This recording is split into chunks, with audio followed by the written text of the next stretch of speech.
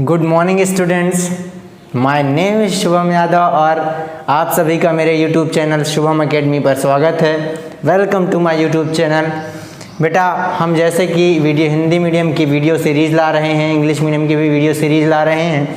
तो हिंदी मीडियम वालों के लिए विज्ञान के 3 टॉपिक हो चुके हैं, मतलब कि 3 पार्ट हमारे बन चुके हैं, 3 लेक्चर्स आ चुके हैं हिंदी मीडियम के, ठीक है। और आज मैं लेकर आ रहा हूँ रासायनिक अभिक्रियाओं के प्रकार का भाग 2, मतलब बची हुई जो रासायनिक अभिक्रियाएं हैं वो किस प्रकार से हैं उसका बचा हुआ पार्ट आज लेकर आ रहा हूँ। और आज जो है हमारा इस पार्ट का, विज्ञान के पहले पार्ट का हमारा लास्ट लेक्चर है, ठीक है। और इंग्लिश मीडियम के लिए लास्ट लेक्चर मैं इसके बाद लेकर आऊँगा। तो आइए आज हम हिंदी मीडियम का लास्ट लेक्चर विज्ञान के पहले पार्ट का पढ़ना शुरू करते हैं। तो हमने पिछले लेक्चर में क्या पढ़ा था? संयोजन अभिक्रिया पढ़ी थी, वियोजन अभिक्रिया पढ़ी थी, ठीक है, ऊष्माक्षेपी पढ़ी थी, ऊष्माशोषी पढ़ी थी। और आज जो हम पढ़ने जा रहे हैं अभिक्रिया नंबर 5, साइड हेडिंग लगा लें बेटा, विस्थापन अभिक्रिया, ठीक है, साइड हेडिंग लगा लें, विस्थापन अभिक्रिया।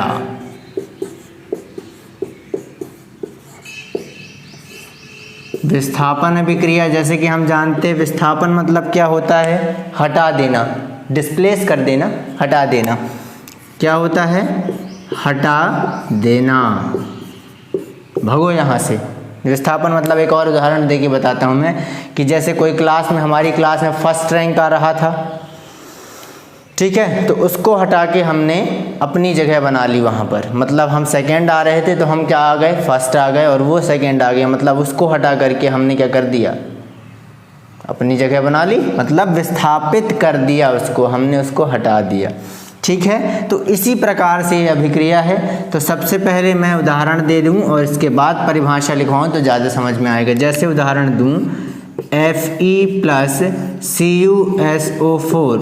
Fe क्या है? लोहा, और ये है कॉपर सल्फेट, बताते हैं, लिख के बताएंगे।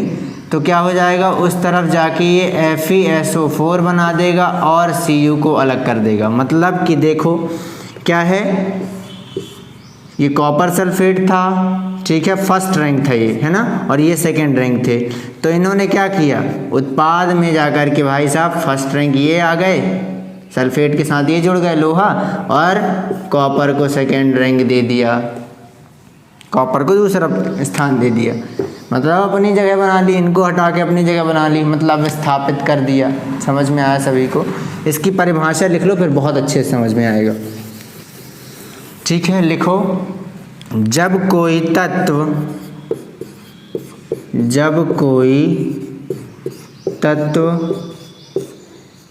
दूसरे तत्व को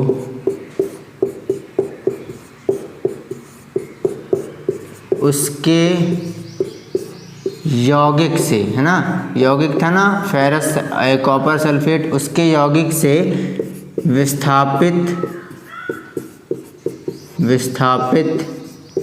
मतलब हटाना, विस्थापित कर देता है, उस अभिक्रिया को ये अभिक्रिया है, विस्थापन अभिक्रिया कहते हैं, विस्थापन अभिक्रिया कहते हैं, लिख लेना, ठीक है, विस्थापन अभिक्रिया कहते हैं। जैसे कि उदाहरण दे दूं मैं, Fe प्लस CuSO4, वही वाला, इसको क्या कहते हैं? कॉपर सल्फेट कहते हैं। Cu किसका निशान है? कॉपर का। हम पहले बता चुका कि जहाँ पे SO4 है वो सल्फेट, कॉपर सल्फेट, और ये लोहा उस तरफ जाके क्या बना रहा है? FeSO4 plus Cu। देखो विस्थापित कर दिया Fe ने Cu को, अपनी जगह बना ली। दूसरा उदाहरण लिख लो, Zn प्लस CuSO4, है ना, इसमें भी ये क्या बना देगा? ZnSO4, और Cu को बेचारे को अलग कर देगा, है ना। एक और उदाहरण लिख लो, पहले ये लिख लो तुम, वो सब विस्थापन अभिक्रिया कहते हैं, यहाँ तक लिख लेना, ठीक है ना। बहुत सरल सी परिभाषा है। दूसरा उदाहरण, नेक्स्ट उदाहरण लिखो, Pb प्लस CuCl2, उस तरफ जाके PbCl2 बना देगा और Cu को बेचारे को अलग कर देगा। बेचारा कॉपर जो है बहुत गरीब है, उसको सब अलग कर देते हैं Cu, है ना। Pb मतलब होता है बेटा लेड, सीसा, ठीक है, लेड कहते हैं सीसा। और ये है कॉपर क्लोराइड, ठीक है, और ये क्या है लेड क्लोराइड हो जाएगा, ठीक है। और ये क्या हो जाएगा कॉपर अलग, इसको क्या कहते हैं लेड क्लोराइड, सीसा लेड क्लोराइड, सबके नाम पता होने चाहिए, लेड क्लोराइड। और ये कॉपर, ठीक है, ठीक, कॉपर। समझ में आ रहा सभी को।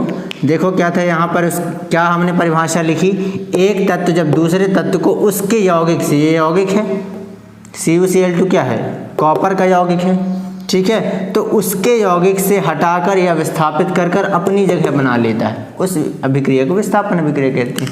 जब एक तत्व दूसरे तत्व को उसके यौगिक से, ये यौगिक है CuCl2, यौगिक से हटाकर अपनी जगह बना लेता है, PbCl2 बन गया, और उसको विस्थापित कर देता है, उस अभिक्रिया को विस्थापन अभिक्रिया कहते हैं। सभी को समझ में आ गया होगा मेरे हिसाब से, ठीक है।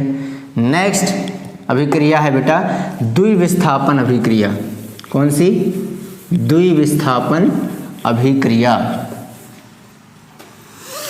लिख लो द्विविस्थापन अभिक्रिया।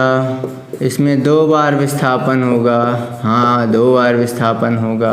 द्विविस्थापन अभिक्रिया, द्विविस्थापन अभिक्रिया में क्या होता है कि मान लो पर एक उदाहरण दे दूं, जैसे है NaCl प्लस H2O, इस तरफ जाके NaOH बना और HCl बना, इसमें 2 बार विस्थापन हुआ। देखो यहाँ से क्लोरीन हटकर कहाँ चला गया, H में जुड़ गया, मतलब इसके यौगिक में जुड़ गया। ये यौगिक एक अलग यौगिक है, पहला यौगिक, और ये यौगिक दूसरा यौगिक। तो पहले यौगिक का एक तत्व दूसरे यौगिक में और दूसरे तत्व का एक यौगिक इसमें। देखो O और H एक इसमें आ गया और Cl उसमें चला गया, 2 बार विस्थापन हुआ, तो ये द्विविस्थापन है। एक्चुअली में जो इसकी परिभाषा है वो है आयनों का आदान प्रदान होता है, इनके बीच में आयन्स हैं। आयन मतलब जानते हो ना, आयन 2 प्रकार के होते हैं।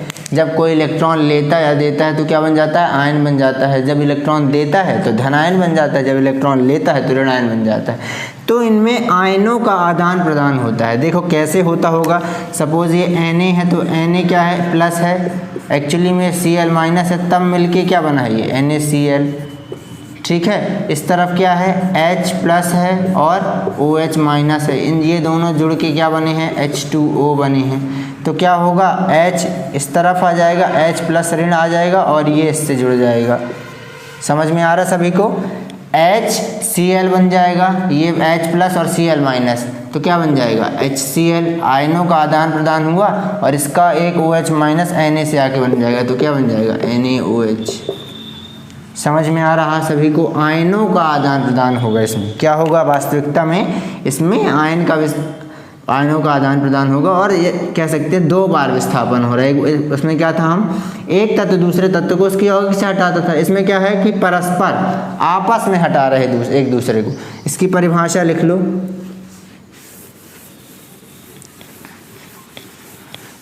ठीक है, इसकी परिभाषा लिखो। इस अभिक्रिया में 2 अलग, NCERT में ही है हमारी ये परिभाषा, इस अभिक्रिया में 2 अलग अलग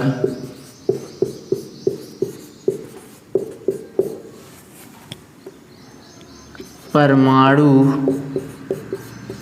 है ना, 2 अलग अलग परमाणु थे, या परमाणुओं का समूह कह सकते हो, परमाणुओं का समूह,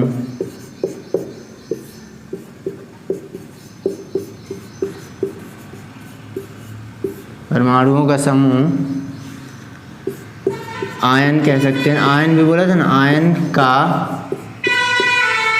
आदान प्रदान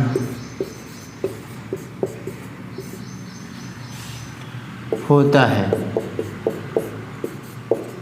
ठीक है। या तो 2 अलग अलग परमाणु या परमाणु के समूह का, या तो आयन का आदान प्रदान होता है। सीधी बात, सरल सी भाषा में है, सीधे याद रखो कि जिस अभिक्रिया में आयन का, ऐसा परिभाषा सरल लिख सकते हो, आयन का आदान प्रदान होता हो, आदान प्रदान लेना और देना होता हो, आदान प्रदान होता है, वह अभिक्रिया क्या कहलाती है? द्विविस्थापन अभिक्रिया कहलाती है। इतना याद रखना है केवल। उदाहरण के लिए जैसे मैं दे दूँ, अभी दिया था मैंने NaCl प्लस H2O, इस तरफ जाकर क्या बना रहा था? NaOH प्लस HCl बना रहा था। समझ में आ रहा सभी को? दूसरा उदाहरण लिख लो, Na2SO4 प्लस BaCl2, उस तरफ जाके बन रहा BaSO4 प्लस ट्वाइस NaCl। देखो इसमें कैसे, ये वाला तो समझ में आ गया कि आयनों का आदान प्रदान अभी बताया था। इसमें देखो पहले ये लिख लो उदाहरण पहला एक उदाहरण दो उदाहरण लिख लो, फिर बताता हूँ आयनों का आदान प्रदान इस वाले में। ठीक है,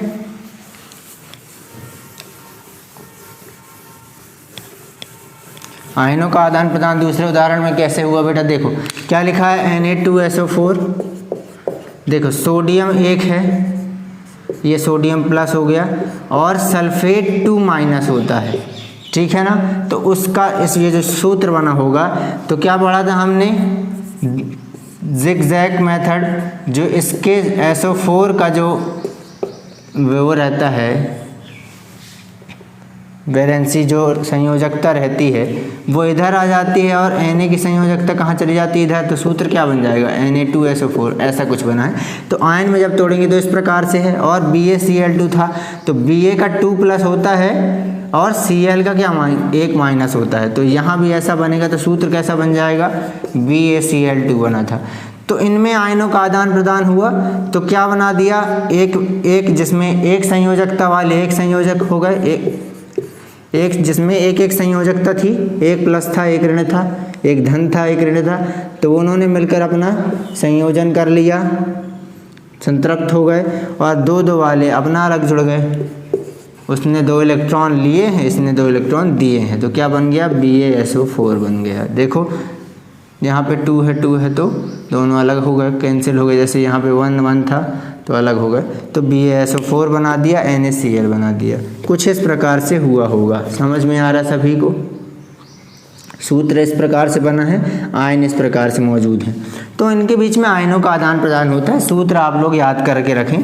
ठीक है, अभी आप जब आगे पढ़ेंगे हम चैप्टरों में, केमिस्ट्री के जो आगे, रसायन विज्ञान के और भी आगे जो पाठ आने वाले हैं, अम्ल क्षार ये सब आने वाले हैं, उसमें हम लोग को सब धीरे धीरे समझ में आने लगेगा। तो ये समझ में आ गया सभी को? ये क्वेश्चन, ये अभिक्रिया समझ में आई सभी को? अब बेटा साइड हेडिंग लगाओ, उपचयन। क्या पढ़ने वाले हैं? उपचयन। उपचयन की बहुत सरल परिभाषा हमारी NCERT कहती है, जिस अभिक्रिया में, पहले परिभाषा ही लिख लो, जिस अभिक्रिया में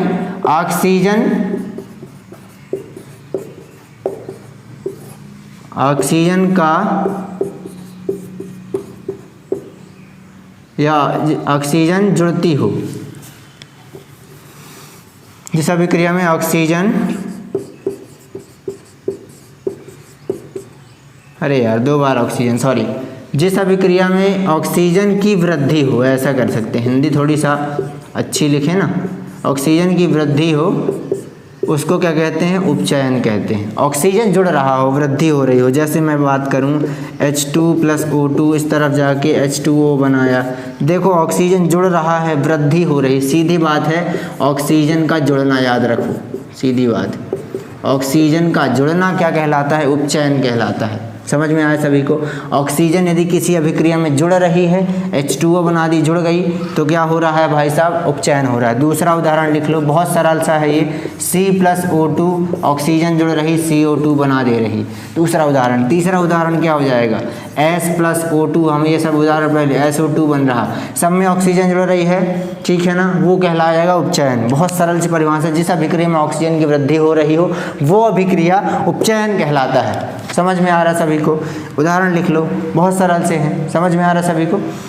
अब इसका उल्टा, नेक्स्ट इसका उल्टा क्या पढ़ने वाले हैं हम? बहुत सरल सा है। किसी को कोई दिक्कत है इसमें?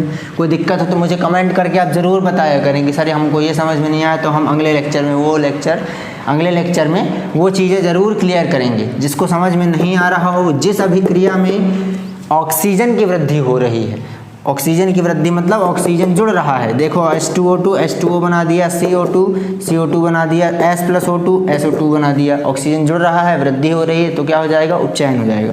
समझ में आ रहा है सभी को। अब नेक्स्ट अभिक्रिया जो हम पढ़ने वाले हैं बेटा वो है अपचयन। इसका विपरीत, जिस अभिक्रिया में ऑक्सीजन की ह्रास हो रहा हो, ऑक्सीजन बाहर रह रही हो, निकल रही हो, क्या अप, उसमें उप था, इसमें अप है, सीधी बात है, ऑक्सीजन का निकलना, ऑक्सीजन का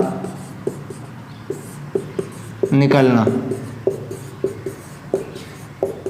जिस अभिक्रिया में ऑक्सीजन निकलती है वो क्या कहलाता है, अपचयन कहलाता है, ऑक्सीजन बाहर निकल जाती है। उदाहरण दूँ उदाहरण, पानी है, गर्म किया तुमने, H2O2 बना दिया, ऑक्सीजन गैस हाइड्रोजन गैस, तो उसका ठीक उल्टा। समझ में आ रहा सभी को, पानी था उसको तुमने गर्म किया, ये बन गया, भाप बन गया ना, ये गैस बन गई भाप, और ये ऑक्सीजन अलग हो गया। भाई साहब समझ में आ रहा सभी को समझ में आ रहा, क्या अपचयन हो जाएगा। ठीक, अब हम अगले टॉपिक में चलें बेटा। ऑक्सीजन जहाँ जहाँ निकलती है उसका ठीक उल्टा उदाहरण समझ में आ जाएगा। उदाहरण बहुत सारे हम पढ़ चुके हैं जिसमें ऑक्सीजन अलग हो जाती है, तो वो क्या कहला जाएगा, अपचयन कहला जाएगा। सभी को समझ में आ रहा।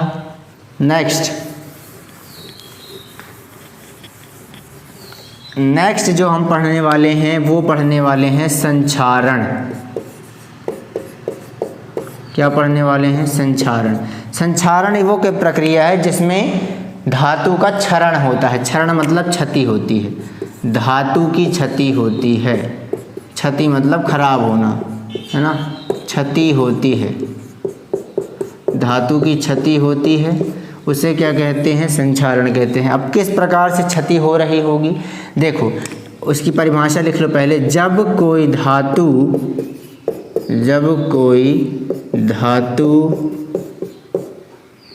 अम्ल या नमी के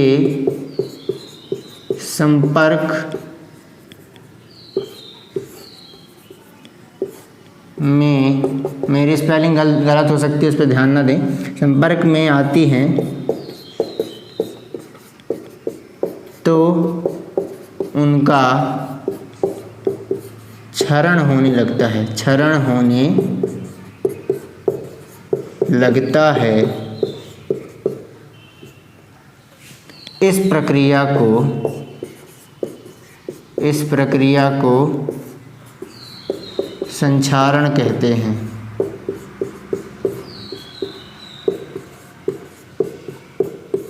संक्षारण कहते हैं।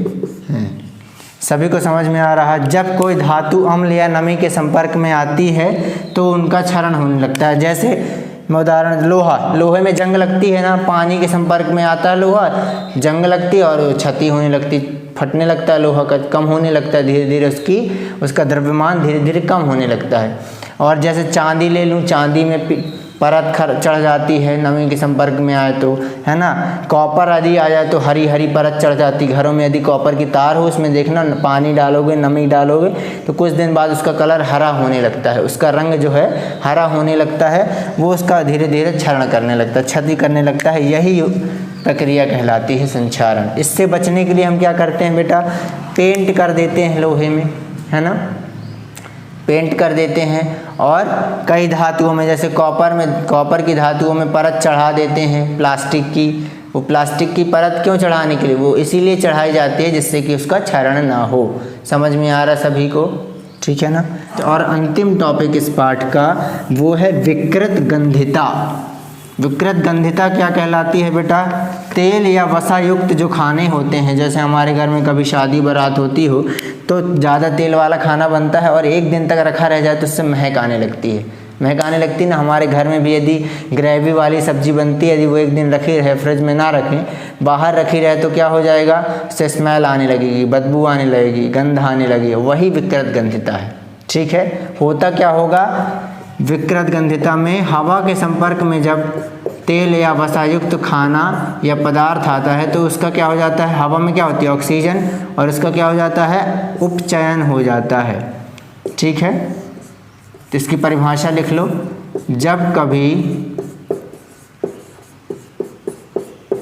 तेल या वसा युक्त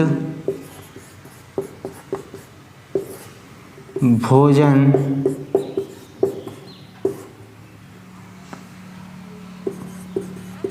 हवा के संपर्क में आता है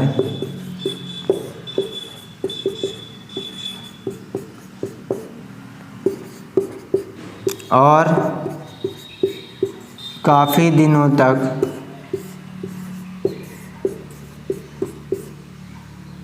रखा रह जाए तो उसमें से गंध आने लगती है।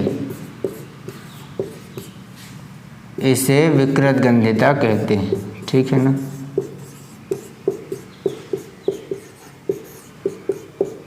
विकृत गंधिता कहते हैं। ठीक है। तेल या वसा युक्त खाना यदि हवा के संपर्क में काफ़ी देर तक रखा रहे तो क्या हो जाएगा, उससे बदबू आने लगेगी, स्मेल आने लगेगी और वो विकृत गंधिता कहलाता है। उससे बचने के लिए हम क्या करते हैं, इससे बचने के लिए उदाहरण उपाय लिख लो। इससे बचने के लिए क्या करेंगे भाई साहब, हम प्रति ऑक्सीकारक, जिससे ऑक्सीकरण ना हो, उपचयन हो जाता है, हवा के संपर्क में आती है तो उपचयन हो गया ऑक्सीजन की वजह से, तो प्रति ऑक्सीकारक पदार्थ मिला देते हैं। प्रति ऑक्सीकारक पदार्थ का उपयोग करते हैं।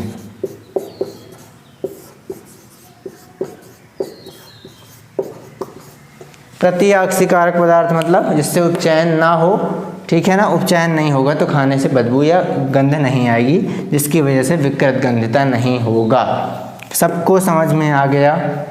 ऑक्सीकरण भी कहते हैं उपचयन को, इसलिए ऑक्सीकारक शब्द है। ये नया शब्द आपको लग रहा होगा ऑक्सीकरण। उपचयन को बेटा ऑक्सीकरण भी कहते हैं। उपचयन को ऑक्सीकरण, क्योंकि ऑक्सीजन का जुड़ना हो रहा है। ठीक है, ऑक्सीकरण कहते हैं, इसलिए उसका नाम ऑक्सीकारक है। प्रति ऑक्सीकारक मतलब उल्टा, ऑक्सीकरण ना हो, ठीक है, उपचयन ना हो, इसकी वजह से प्रति ऑक्सीकारक पदार्थ का उपयोग करते हैं खानों में। ठीक है। एंटीऑक्सीडेंट कहते हैं, अपने टीवी में एडवर्टाइजमेंट आता है एंटीऑक्सीडेंट पदार्थ। एंटीऑक्सीडेंट मतलब प्रति ऑक्सीकारक। समझ में आ रहा है सभी को, अब आ गया होगा। एंटीऑक्सीडेंट किस में मिले होते हैं, जो चिप्स मिलते हैं हमको, कुरकुरे मिलते हैं, उन सब में एंटीऑक्सीडेंट डाला होता है, जिससे वो खराब ना हो, उससे स्मेल ना आए, विकृत गंधिता ना हो। समझ में आ रहा है सभी को समझ में आ गया होगा। आई होप आप लोगों को सब समझ में आ रहा होगा, और यदि नहीं आ रहा है तो कमेंट बॉक्स पर मुझे कमेंट करके बताएं कि सर ये टॉपिक मुझे अच्छे से समझ में नहीं आया है, तो मैं नेक्स्ट लेक्चर में उस टॉपिक को क्लियर करूँगा। ठीक है, और आशा करता हूँ, आई होप आप लोगों को आज का लेक्चर समझ में आया होगा। और यदि आप लोग अभी तक मेरा चैनल सब्सक्राइब नहीं किए हैं तो चैनल सब्सक्राइब कर लें। ठीक है, लाइक करें वीडियोस को, कमेंट करके बताएं मुझे। ठीक है, इस चैप्टर का ये लास्ट लेक्चर था। इसके बाद मैं मैथ्स के लेक्चर लेकर आ रहा हूँ। पहले इंग्लिश मीडियम के लेक्चर्स मैथ्स के लेके आऊँगा, गणित के, और उसके बाद हिंदी मीडियम के लेक्चर्स लेके आऊँगा। और कक्षा 9वीं का भी लेक्चर जल्द ही आ रहा है। ठीक है ना। क्लास 9th के lectures English medium Hindi medium दोनों के जल्दी आ रहे हैं। तो मेरे वीडियो को कमेंट करें, लाइक करें, सब्सक्राइब करें। Thank you very much.